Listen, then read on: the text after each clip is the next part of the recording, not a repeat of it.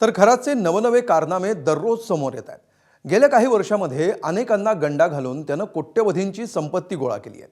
यासाठी त्यानं वेगवेगळे हातखंडे वापरल्याचं उघड होत आहे आणि या भोंदूबाबाच्या जाळ्यामध्ये बडे बडे राजकारणी सेलिब्रिटी अडकल्याचंही बोललं जात आहे। बघूया हा स्पेशल रिपोर्ट।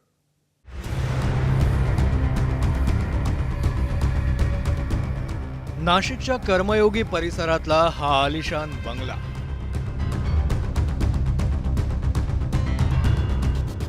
17 एकराचा भूखंड आणि त्यावर उभारलेलं ब्रह्मसदन नावाचं फार्म हाऊस।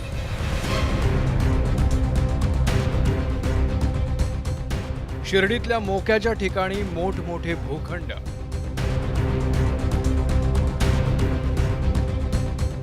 शिर्डीत 48 गुंठ्यांवर पसरलेल्या लॉन्समध्ये पार्टनरशिप, इतर वरवरची मालमत्ता आहे। भक्तांना गंडवून भोंदू मांत्रिक अशोक खरातनं जमा केलेल्या संपत्तीचा पूर्ण हिशेब अजून व्हायचा आहे।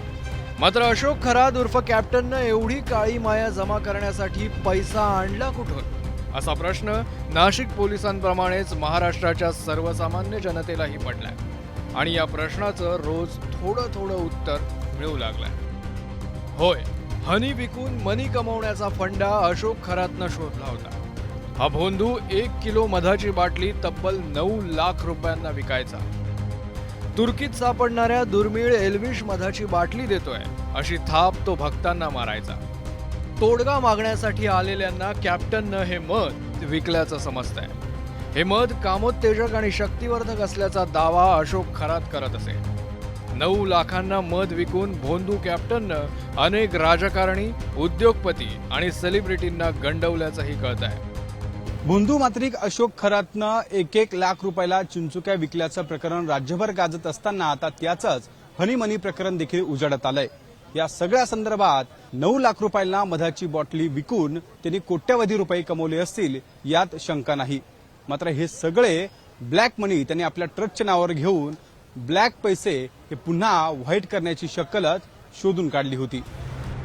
आता चिंचोके आणि मधाच्या बाटल्या लाखो रुपयांना विकून भक्तांच्या, नेत्यांच्या आणि सेलिब्रिटींच्या खिशावर डल्ला मारणाऱ्या अशोक खरातच्या ट्रस्टची तिजोरी अल्पावधीतच दुपटी तिपटीनं भरत गेली। खरातच्या शिवालिका संस्थांचे हे व्यवहार पहा। 2020 ते 2022 दरम्यान फक्त 4,90,000 उत्पन्न होतं। यावेळी संस्थांची 1,60,000 ते 1,64,000 रुपयांची तूट नोंद झाली होती। मात्र 2024 नंतर शिवालिका संस्थांच्या उत्पन्नात घसघशीत वाढ दिसून येते। 76,91,416 रुपयांनी उत्पन्नात वाढ झाली। खर्च वजा जाता तब्बल 70,66,000ची शिल्लक जमा होती। 2022 मध्ये 96 लाखांची मालमत्ता आणि 2025 पर्यंत 1,81,00,000ची मालमत्ता जमा झाली। यात 23,35,000च्या मुदत ठेवी होत्या। अल्पावधीतच भोंदू मांत्रिक अशोक खरात खोऱ्यानं पैसे कसे ओढत होता हे त्याच्या बदलत जाणाऱ्या कारचं मॉडेल पाहिल्यानंतर कुणाच्याही लक्षात येईल। 2008 आणि 2009च्या दरम्यान अशोक खरात साधी इंडिका कार वापरत असे। 2012 ते 13च्या आसपास तो इनोवा कार घेऊन फिरू लागला। काही वर्षांनी लगेचच त्याची फॉर्च्युनर सारख्या महागड्या गाडीतून सफर सुरू झाली आणि सध्या तो मर्सिडीज सारखी आलिशान कार घेऊन फिरत होता। महिलांच्या लैंगिक शोषण प्रकरणी अशोक खरात याचे पाय आणखीनच खोलात जात आहेत। अशोक खरातच्या मालमत्तांची आयकर विभागाच्या माध्यमातून चौकशी सुरू झाल्याची विश्वसनीय सूत्रांनी एबीपी माझाला माहिती दिली आहे। नाशिकच्या पाथर्डी शिवारातील 40 गुंठे जागेमध्ये सनदी अधिकारी अभिजित भांडे पाटील यांची पत्नी आणि भोंदू अशोक खरात याच्या मुलीच्या नावे एकत्रित सातबारा असल्याचं समोर आलेलं आहे। काही दिवसापूर्वी सामाजिक कार्यकर्त्यांनी सनदी अधिकाऱ्यांचे आणि अशोक खरातच्या कुटुंबियांचे आर्थिक संबंध उघडकीस आणले होते। त्यामुळे आणखी काही सनदी अधिकाऱ्यांची अशोक खरात याच्याबरोबर कुठल्या जागांमध्ये भागीदारी आहे का याचा तपास केला जाणार आहे। 4 ते 5 दिवसांच्या चौकशी दरम्यान अशोक खरातच्या एवढ्या कारनाम्याचा पर्दाफाश झालाय। त्याला 29 मार्च पर्यंत पोलीस कोठडी मिळाली।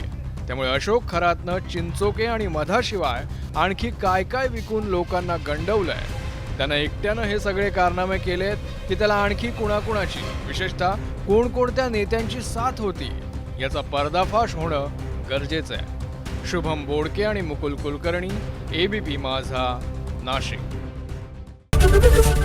एबीपी माझा, उघडा डोळे बघा नीट.